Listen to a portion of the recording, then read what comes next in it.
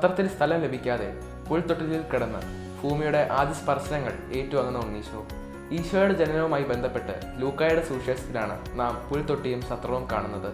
അവനെ പിള്ളക്കച്ച കൊണ്ട് പൊതിഞ്ഞ് പുൽത്തൊട്ടിയിൽ കിടത്തി. കാരണം സത്രത്തിൽ അവർക്ക് സ്ഥലം ലഭിച്ചില്ല.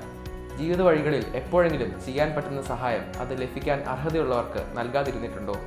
സംസാരം കൊണ്ടോ പെരുമാറ്റം കൊണ്ടോ പ്രവൃത്തികൾ കൊണ്ടോ ആരെയെങ്കിലും വേദനിപ്പിച്ചിട്ടുണ്ടോ? സഹായം ചോദിച്ചു വരുന്നവരെ എപ്പോഴെങ്കിലും കളിയാക്കുന്ന താഴ്ത്തിക്കെട്ടുന്ന വിധത്തിൽ സംസാരിച്ചിട്ടുണ്ടോ? അങ്ങനെയെങ്കിൽ ഞാനും സത്രങ്ങൾ നിഷേധിക്കുന്നവരുടെ ഗണത്തിലാണ്. തിരിച്ചറിയാം, തിരുത്താം. ശരണമില്ലാത്തവർക്കായി സഹായ ഹസ്തങ്ങൾ നീട്ടാം. സത്രങ്ങൾ തുറന്നിടുന്നവർ ആകാം. നമുക്ക് പ്രാർത്ഥിക്കാം. ഉണ്ണീശോയെ, പുൽത്തൊട്ടിലിൽ പിറന്ന അങ്ങയെ ഞാൻ ആരാധിക്കുന്നു.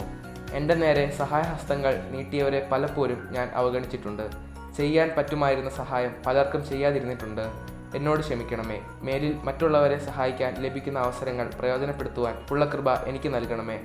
ഇന്നത്തെ എൻ്റെ എല്ലാ പ്രാർത്ഥനാ നിയോഗങ്ങളും സഫലമാക്കണമേ. ഈശോ നിങ്ങളെല്ലാവരെയും സമൃദ്ധമായി അനുഗ്രഹിക്കട്ടെ.